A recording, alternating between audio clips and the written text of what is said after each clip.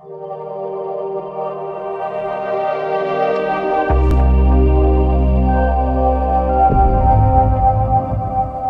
दोस्तों welcome in discover Rajasthan, keep discover keep learn. अपना दोस्तों बैच चल रहा है जूनियर अकाउंटेंट टीआरए का, और भी आपकी जितनी भी क्लासें हैं, साइंस हो गया, मैथ्स की स्टार्ट होने वाली है अभी, और अकाउंट की क्लास भी आपकी जल्दी पूरे तरीके से स्टार्ट होगी। अभी इंट्रोडक्शन वगैरह चला है नॉर्मल। अब आज अपने जो कर रहे हैं दोस्तों, अपने मेवाड़ का इतिहास चल रहा था जिसमें अपने पार्ट 3 तक कर लिया था। वहां पे अपनों ने क्या है कि महाराणा उदय सिंह तक हमने पढ़ लिया। आज अपने पढ़ेंगे शूरवीर महाराणा प्रताप के बारे में। ठीक है, उनका इतिहास बहुत ही गौरवान्वित है, जो राजस्थान की धरा को भी गौरवान्वित करता है। तो आज अपने जो मेवाड़ का इतिहास है वो समर्पित है महाराणा प्रताप को। इनके बारे में अपने जानेंगे। तो सबसे पहले अपने ये जानते हैं कि महाराणा प्रताप यहाँ पे शासक कैसे बनते हैं। देखो, हमने पढ़ा उदय सिंह तक। अब महाराणा जो उदय सिंह है, इनकी रानियां आती है कौन सी, एक तो धीरबाई आ जाती है, एक जयवंताबाई आ जाती है। ये अखेराज जो है उनकी पुत्री थी। ठीक है, सोनगरा के अखेराज की पुत्री थी जयवंताबाई, और ये पुत्र आ जाता है इनका जगमाल धीरबाई का। उदय सिंह उत्तराधिकारी किन्हें बनाता है, इनके प्रभाव में आके जगमाल को ही बनाता है, लेकिन कोई भी इन्हें एक्सेप्ट नहीं करता, कोई भी सरदार इन्हें एक्सेप्ट नहीं करता।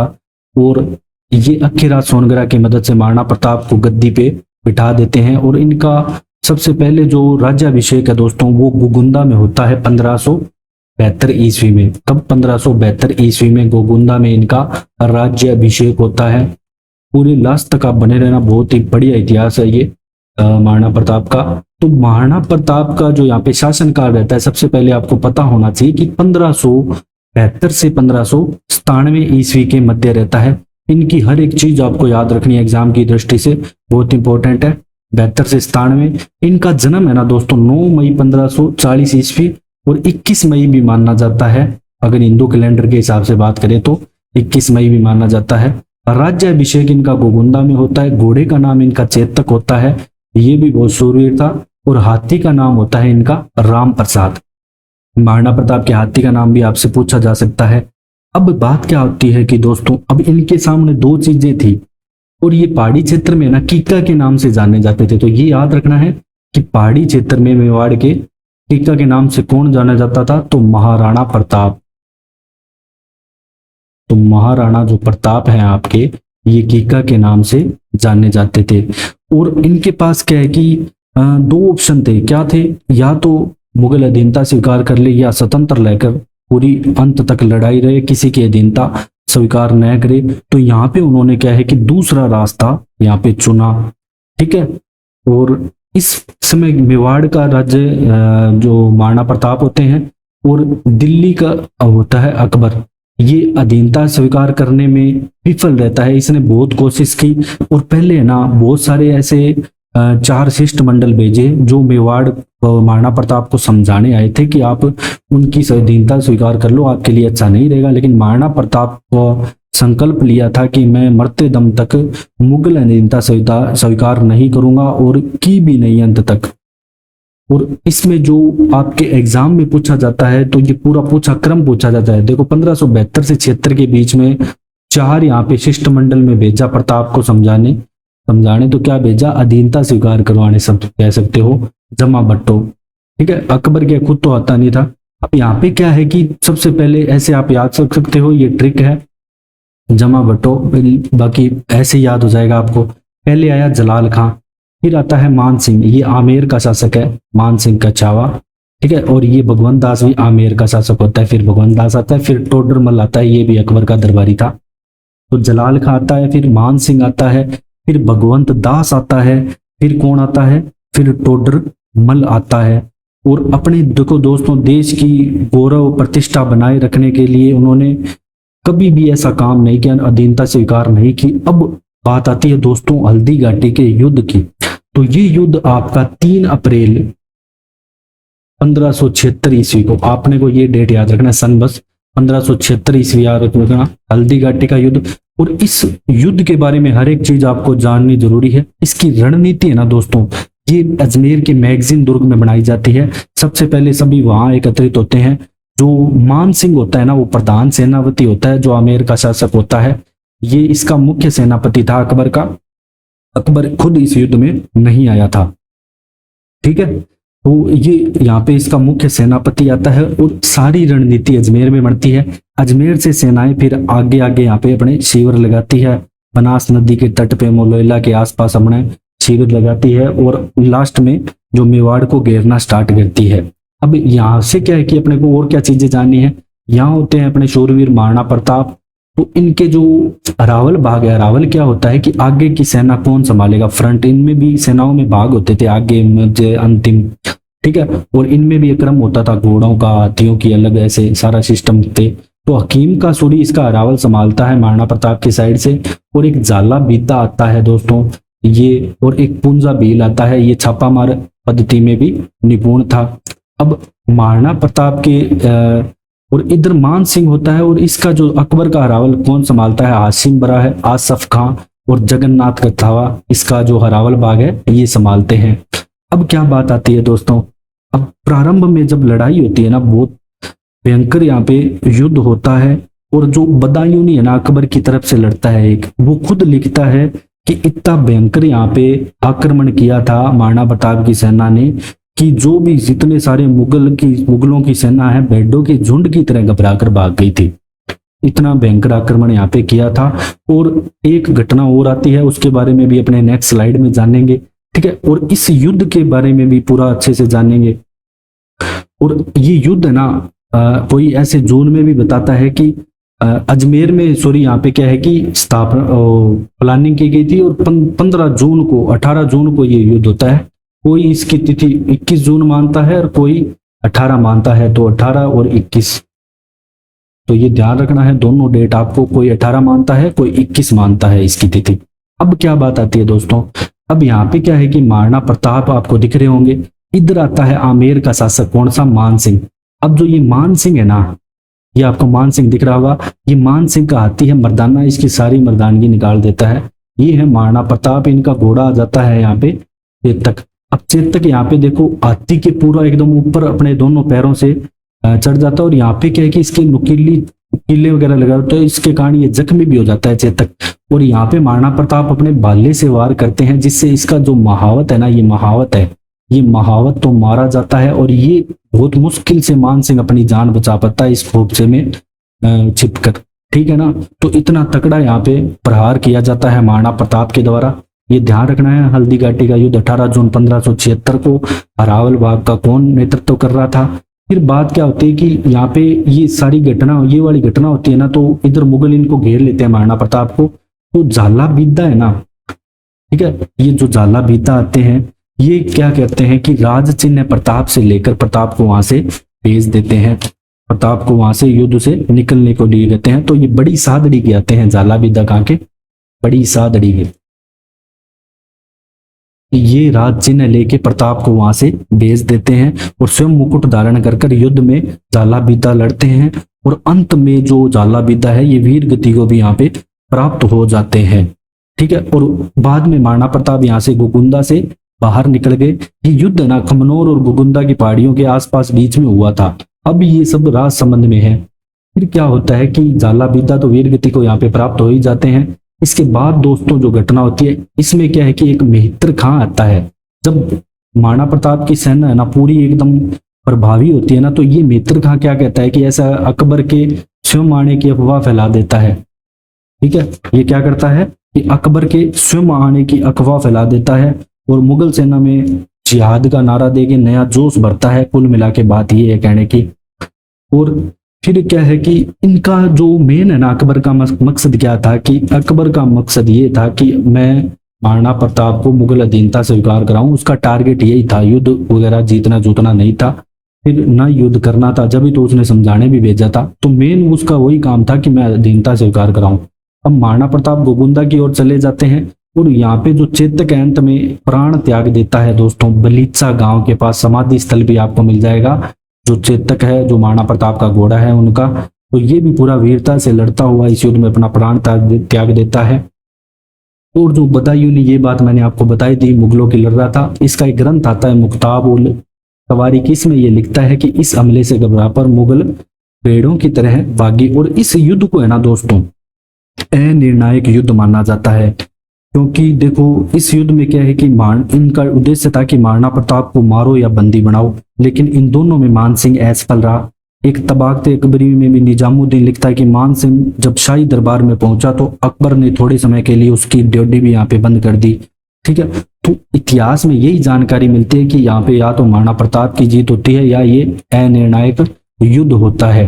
मुगल सेना इसमें बुरी तरह से परास्त होती हुई मानी जाती है, क्योंकि उनकी हालत भी वहां पे खस्ता कर दी जाती है पूरे युद्ध में। अब इसके बाद क्या कहानी होती है दोस्तों हल्दी घाटी में।